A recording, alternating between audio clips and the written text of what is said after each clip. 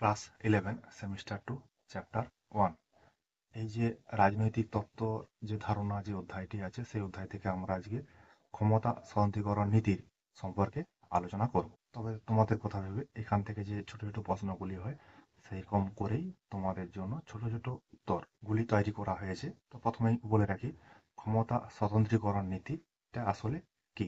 ক্ষমতা স্বতন্ত্রীকরণ নীতি হলো আমাদের যে সরকার রয়েছে সেই সরকারের তিনটি বিভাগ বা অংশ আছে: আইন বিভাগ, শাসন বিভাগ এবং বিচার বিভাগ। এই যে তিনটি বিভাগ রয়েছে, এই তিনটি বিভাগ পরস্পরের কাজে হস্তক্ষেপ না করে বা নাক না গলিয়ে যদি নিজ নিজ কাজগুলি সম্পাদন করে থাকে বা নিজ নিজ দায়িত্ব পালন করে থাকে, তখন তাকে ক্ষমতা স্বতন্ত্রীকরণ নীতি বলা হবে। এই ক্ষমতা স্বতন্ত্রীকরণ নীতি কাকে বলে সেটা বললাম। তবে মূল প্রশ্ন যেটা সেটা হচ্ছে তোমার ক্ষমতা স্বতন্ত্রীকরণ নীতির পক্ষে ও বিপক্ষে যুক্তি দাও।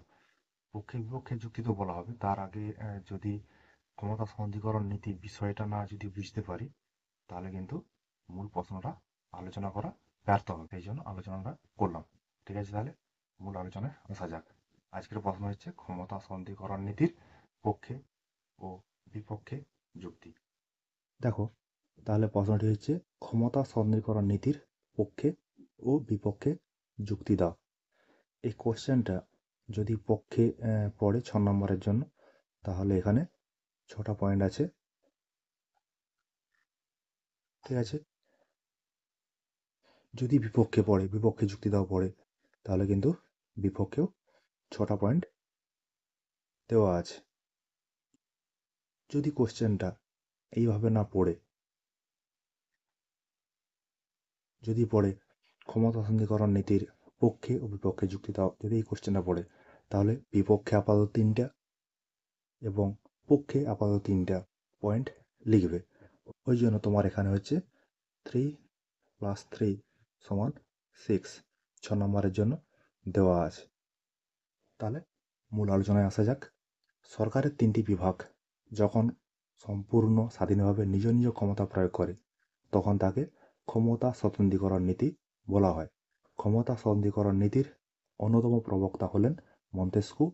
তার মতে একই ব্যক্তি বা ব্যক্তি সংসদের হাতে সরকারের সকল ক্ষমতা কেন্দ্রীভূত হলে ব্যক্তি স্বাধীনতা সংরক্ষিত হতে পারে না। তাই সরকারের 3টি শ্রেণীর ক্ষমতা 3টি পৃথক বিভাগের দ্বারা পরিচালিত হওয়া উচিত। এই ব্যক্তি স্বাধীনতা সংরক্ষণের ব্যাপারটা যেটা, এটা হচ্ছে আমরা যে আগে কোশ্চেনটা আলোচনা করছিলাম ব্যক্তি স্বাধীনতার রক্ষা কবচ, সেই রক্ষা কবচে কিন্তু এই পয়েন্টটা আছে। বা আজকে একটু আগে এই ক্ষমতা স্বতন্ত্রীকরণ নীতি সম্পর্কে বিস্তারভাবে বললাম। সেটাও তোমরা যে ক্ষমতা স্বতন্ত্রীকরণ নীতি কাকে বলে সেটাও কিন্তু এখানে ভূমিকা হিসাবে লিখতে পারো, তাতে কোনো অসুবিধা নেই। তবে একটা জিনিস আবার বলি, যে সরকার যে 3টি বিভাগ আছে, আইন বিভাগ, শাসন বিভাগ, বিচার বিভাগ, এই 3টি বিভাগ কেউ কারো কাজে হস্তক্ষেপ বা নাক না গলিয়ে নিজ নিজ দায়িত্ব সম্পাদন করাকে ক্ষমতা স্বতন্ত্রীকরণ নীতি বলা হবে। এখানে পক্ষে যুক্তি দেওয়া আছে 6টা। প্রথমে যে যুক্তিটা আছে একের দাগে, বিভাগীয় স্বাধীনতা সংরক্ষণ। ক্ষমতা স্বতন্ত্রীকরণ নীতি সরকারের প্রতিটি বিভাগের রক্ষা কবচ হিসাবে কাজ করে। কোনো বিভাগ অপর কোনো বিভাগকে নিয়ন্ত্রণ করে না। এর ফলে বিভাগীয় স্বাধীনতা ক্ষুণ্ণ হওয়ার কোনো আশঙ্কা থাকে না। ক্ষমতা স্বতন্ত্রীকরণ নীতি প্রয়োগ করা হলে সরকার যে এই যে 3টে বিভাগ, এই 3টে বিভাগ নিজ নিজ দায়িত্ব পালন করবে। ফলে বিভাগীয় মানে শাসন বিভাগ, আইন বিভাগ, বিচার বিভাগ এর যে নিজ নিজ স্বাধীনতা যেগুলো আছে সেগুলো কোনোভাবেই ক্ষুণ্ণ হবে না। 2 আছে দায়িত্বশীলতা বিকাশ। ক্ষমতা স্বতন্ত্রীকরণ নীতি প্রয়োগের ফলে সরকারের প্রত্যেক বিভাগ নিজেদের দায়িত্ব সম্পর্কে সচেতন হয়। ফলে প্রত্যেক বিভাগের কাজ সম্বন্ধে নাগরিকরা সচেতন থাকে। তাই বিভাগীয় দায়িত্বশীলতার বিকাশ পায়। শাসন বিভাগ, আইন বিভাগ, বিচার বিভাগ, এই বিভাগ যদি প্রত্যেক বিভাগের যদি কাজ নিজ নিজ কাজ করে থাকে, তাহলে কিন্তু জনগণ যারা নাগরিক যারা আছে তারা বুঝতে পারবে শাসন বিভাগের কাজ কি, বিচার বিভাগের কাজ কি, আইন বিভাগের কাজ কি। এই বুঝতে পারার জন্য নাগরিকরা অনেকটা সচেতন হবে বা দায়িত্বশীল হবে। 3 দাগে আছে স্বৈরাচারী প্রবণতা রোধ। এই নীতি প্রয়োগের ফলে কোনো বিভাগের হাতে ক্ষমতা কেন্দ্রীভবন ঘটে না। ফলে সরকারের 3টি বিভাগের মধ্যে কোনো বিভাগই স্বৈরাচারী হয়ে উঠতে পারে না। এই নীতিটা প্রয়োগ করলে কি হবে? যে যার নিজ নিজ কাজ করবে, মানে ক্ষমতা এক জায়গায় কেন্দ্রীভূত হবে না। এই কেন্দ্রীভূত না হলে কোনো বিভাগই কিন্তু স্বৈরাচারী বা জনগণের উপরে অত্যাচার করার সাহস পাবে না। এটা একটা ভালো দিক। 4 আছে ব্যক্তি স্বাধীনতা রক্ষা করে।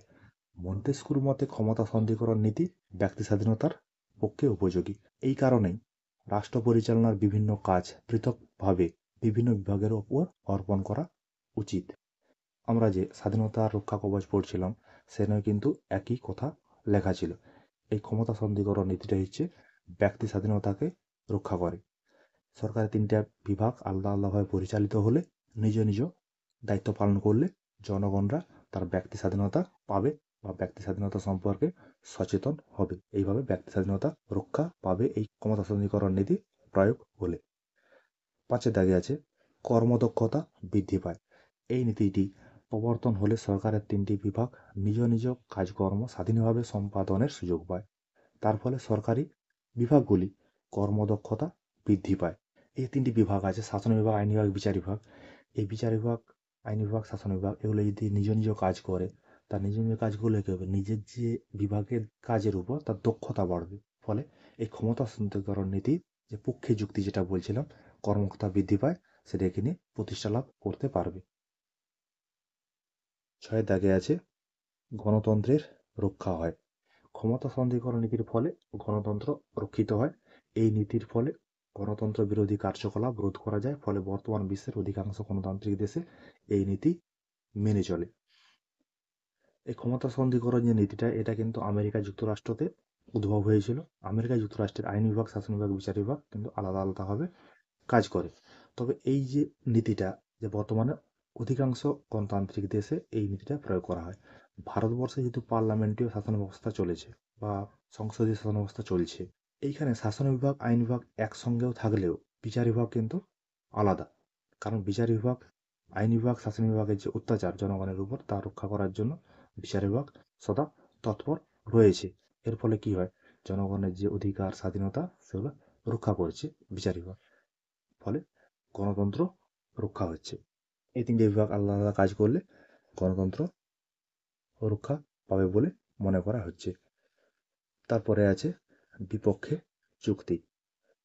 1 দাগে আছে বাস্তবে প্রয়োগ দুরূহ। ক্ষমতা সন্ধিকরণ নীতির বাস্তব প্রয়োগ সম্ভব নয়, কারণ আধুনিক গণতান্ত্রিক রাষ্ট্রে সরকারের প্রধান 3টি বিভাগকে কখনোই পুরোপুরি স্বতন্ত্র করা যায় না। এখুনি পক্ষে যুক্তি দিয়ে গিয়ে বলেছিলাম যে আমাদের ভারতবর্ষে ক্ষমতা সন্ধিকরণ নীতির প্রযুক্ত হয়েছে, সেটা কিন্তু কিঞ্চিত মাত্র। ভারতবর্ষের শাসন বিভাগ, আইন বিভাগ, বিচার বিভাগ মানে যে সরকারের 3টি বিভাগ, 3টি বিভাগ মধ্যে আইন বিভাগ এবং শাসন বিভাগ একে অপরের সঙ্গে যুক্ত হয়েছে। কিন্তু এই বিচার বিভাগ আলাদা বলছিলাম। এই বিচার বিভাগের যে বিচারপতিগণ নিযুক্ত হয় এরা কিন্তু শাসন বিভাগ, আইন বিভাগের দ্বারা নিযুক্ত হয়, এবং বিচারপতিগণ যে পদচ্যুত হয় তার জন্য কিন্তু আইন বিভাগ এবং শাসন বিভাগ অনেকাংশে দায়ী, বা শাসন বিভাগ, আইন বিভাগের দ্বারা বিচার বিভাগের বিচারপতিরা পদচ্যুত হয়ে থাকেন। এই জন্য এরা বলছে বাস্তবে প্রয়োগ করা সম্ভব নয় বা দুরূহ ব্যাপার। তারপরে আছে 2 দাগে ব্যক্তি স্বাধীনতা রক্ষা কবচ নয়। ক্ষমতা সন্ধিকরণ নীতি কার্যকরী হলে ব্যক্তি স্বাধীনতা ক্ষুণ্ণ হয় এবং স্বৈরাচারিতার পথ প্রশস্ত হয়। কারণ আইন বিভাগ যদি স্বৈরাচারী হয় তবে তার দ্বারা প্রণীত স্বৈরাচারী আইনকে কার্যকর করতে শাসন বিভাগ যেমন বাধ্য থাকে, তেমনি সেই আইন অনুসারে বিচার কার্য সম্পাদন করতে বিচার বিভাগও বাধ্য। সুতরাং ক্ষমতা সন্ধিকরণ নীতি কখনোই ব্যক্তি স্বাধীনতা রক্ষা কবচ হতে পারে না। আইন বিভাগের কাজ কি? আইন বিভাগের কাজ হচ্ছে আইন তৈরি করা। সে আইনটা তৈরি করে কি কোনো মন্ত্রীর দ্বারা তৈরি হয়, উত্থাপিত হয়। তাহলে শাসন বিভাগ, আইন বিভাগ এইভাবে যুক্ত হচ্ছে। এই আইন বিভাগ যে আইনটা তৈরি করছে সেই আইনটার দ্বারাই কিন্তু বিচার বিভাগ তার বিচার কার্য সম্পাদন করছে। তার দেখো এইখানে আইন বিভাগ, শাসন বিভাগ, বিচার বিভাগ কিন্তু পরস্পরের সঙ্গে যুক্ত হয়ে কাজ করছে। এই 3টি বিভাগ একসঙ্গে যুক্ত হয়ে গেলে ব্যক্তি স্বাধীনতা সংরক্ষিত হয় না বলে বলা হয়েছে। আর এটাই হচ্ছে ক্ষমতা সন্ধিকরণ নীতির বিপক্ষে যুক্তি। 3 দাগ আছে দায়িত্বহীনতা। প্রতিটি বিভাগ স্বতন্ত্রভাবে কাজ করে নিজেদের দায় অপর বিভাগের উপর চাপানোর চেষ্টা করতে পারে, যাতে জাতীয় স্বার্থ বিঘ্নিত হতে পারে। তিনটি বিভাগ যদি আলাদা আলাদা কাজ করে তাহলে কি হবে? এর দোষ তার ঘাড়ে, তার দোষ ওর ঘাড়ে চাপিয়ে দিয়ে নিজেকে নির্দোষ প্রমাণ করার চেষ্টা করবে। ফলে যে যার দায়িত্ব থেকে সে কিন্তু মুক্ত হতে চাইবে। এটা কিন্তু একটা খারাপ দিক বা বাজে দিক ক্ষমতাসীনীকরণ নীতির। 4 দাগে আছে জৈব মতবাদীদের বক্তব্য। বিখ্যাত রাষ্ট্রবিজ্ঞানী বোলসলির মতে সরকার হলো জীবদেহের মতো। দেহ থেকে মস্তিষ্ককে পৃথক করা হলে জীবদেহের মৃত্যু যেমন অবশ্যম্ভাবী, তেমনি ঠিক সরকারের প্রধান এই যে 3টি বিভাগ আছে পরস্পর থেকে বিচ্ছিন্ন করলে সরকারের মৃত্যু অবশ্যম্ভাবী। তাহলে জৈব মতবাদী কারা? যারা হচ্ছে জীবকে নিয়ে বা জীবদেহকে নিয়ে আলোচনা করে। তারা কি বলছে? দেহ থেকে মস্তিষ্ককে বাদ দিলে কি হয়ে যাবে? মানুষ মৃত্যু হবে, জীবদেহের মৃত্যু হবে। ঠিক সেই রকম যে সরকারি যে 3টি বিভাগ পরস্পর পরস্পর আলাদা করলে কি হবে? সরকারের যে বিভাগ আছে সেই বিভাগের মৃত্যু হবে বলে মনে করা হয়েছে। 5 আছে সংসদীয় শাসন ব্যবস্থায় প্রয়োগ অসম্ভব। যেসব দেশে সংসদীয় গণতন্ত্র বা মন্ত্রিসভা পরিচালিত শাসন ব্যবস্থা রয়েছে, যেমন ব্রিটেন, ভারত ইত্যাদি, সেখানে আইন বিভাগ ও শাসন বিভাগের মধ্যে ঘনিষ্ঠ সম্পর্ক বজায় থাকায় ক্ষমতা সন্ধিকরণ নীতির প্রয়োগ সম্ভব নয়। এইখানে যেমন সংসদীয় শাসন ব্যবস্থার ক্ষেত্রে প্রয়োগ করা সম্ভব নয় এই ক্ষমতা সন্ধিকরণ নীতিকে, তেমনি রাষ্ট্রপতি পরিচালিত যে শাসন ব্যবস্থা আমেরিকা যুক্তরাষ্ট্রতে এই ক্ষমতা সন্ধিকরণ নীতিটা দেখা দেয়। এইখানে তোমার হচ্ছে সংসদীয় শাসন ব্যবস্থায় আইন বিভাগ এবং শাসন বিভাগের মধ্যে পরস্পরের সঙ্গে ঘনিষ্ঠ সম্পর্ক রয়েছে। একটু আগে উদাহরণ দিয়ে বলছিলাম যে আইনটা যে তৈরি হবে, আইন বিভাগ তৈরি করবে, সেই আইনটাকে উত্থাপন করে কোনো না কোনো মন্ত্রীর দ্বারা সেই আইনটা খসড়া উত্থাপিত হবে আইনসভায়। সেই আইনটাকে নিয়ে আলোচনা হবে, আইন পাস হবে। তা দেখো এইখানে শাসন বিভাগের যারা মন্ত্রীগণ তারাই কিন্তু আইন বিভাগের আইন তৈরি করছে। ফলে এইখানে কিন্তু বা সংসদীয় শাসন ব্যবস্থায় কিন্তু ক্ষমতা সন্ধিকরণ নীতি প্রয়োগ করা সম্ভব নয় বা প্রয়োগ করা যাবে না। 6 দাগে আছে মার্ক্সবাদী সমালোচনা। মার্ক্সবাদী সমালোচকরা সময়তান্ত্রিক রাজনৈতিক ব্যবস্থা ছাড়া অন্য রাজনৈতিক ব্যবস্থায় ক্ষমতা সন্ধিকরণ নীতি তত্ত্বের সাফল্য সম্পর্কে আশঙ্কা প্রকাশ করেছেন।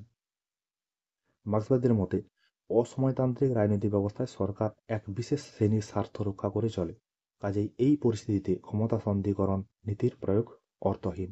মার্ক্সবাদী কারা? মার্ক্সবাদী হচ্ছে যারা সময়তন্ত্র নিয়ে বেশি আলোচনা করে, সাম্য নিয়ে আলোচনা করে। তারা বলেছেন যে অসময়তান্ত্রিক ব্যবস্থায় সরকার এক শ্রেণীর স্বার্থ রক্ষা করার জন্যই কিন্তু এই ক্ষমতা সন্ধিকরণ নীতিটা প্রয়োগ করছে না। একমাত্র এই সময়তান্ত্রিক সমাজ ব্যবস্থাতেই এই ক্ষমতা সন্ধিকরণ নীতিটা প্রয়োগ করা যেতে পারে বলে মনে করেছেন মার্ক্সবাদীরা। ঠিক আছে, এইগুলা গেল তোমার হচ্ছে ক্ষমতা সন্ধিকরণ নীতির বিপক্ষে 6টি যুক্তি। পরিশেষে আছে বা উপসংহারে 2-4 লাইন লিখবে। পরিশেষে বলা যায় বাস্তবে ক্ষমতা সন্ধিকরণ নীতির পূর্ণ প্রয়োগ কখনোই কাম্য নয়, তবে আংশিক ক্ষমতা সন্ধিকরণ নীতি বিচার বিভাগের ক্ষেত্রে বিশেষভাবে প্রয়োজন, কারণ ন্যায় এবং নিরপেক্ষ বিচারের স্বার্থে বিচার বিভাগের স্বাতন্ত্র্য অপরিহার্য। তাহলে উপসংহারে বলা আছে ক্ষমতা সন্ধিকরণ নীতি যে পূর্ণ প্রয়োগ, যে আইন বিভাগ আইন বিভাগের কাজ, শাসন বিভাগ শাসন বিভাগের কাজ, বিচার বিভাগ বিচার বিভাগের কাজ, স্বতন্ত্র স্বতন্ত্র যে নিজ নিজ কাজগুলো, এটা কোনোভাবেই কিন্তু সম্ভব নয়। যদি আংশিক ক্ষমতা সন্ধিকরণ নীতি প্রয়োগ করা যায় সেদিকে লক্ষ্য রাখার কথা বলা হয়েছে। আংশিক বলতে শাসন বিভাগ আইন বিভাগ থেকে বিচার বিভাগকে যদি কিছুটা আলাদা করা যায় সেটা এখানে বলা হয়েছে। ঠিক আছে, এই গেল তোমার হচ্ছে ক্ষমতা সন্ধিকরণ নীতির পক্ষে এবং বিপক্ষে যুক্তি। দেখবে পড়বে এই পয়েন্টগুলো তোমরা অন্য বইতেও পেয়ে যাবে, সেখান থেকে পড়লেও পড়তে পারো, কোনো অসুবিধা নেই। তবে এখানে পয়েন্টগুলো বাছাই করে দেওয়া আছে। ঠিক আছে, তোমাদের জন্য আমার এই কিঞ্চিত প্রয়াস।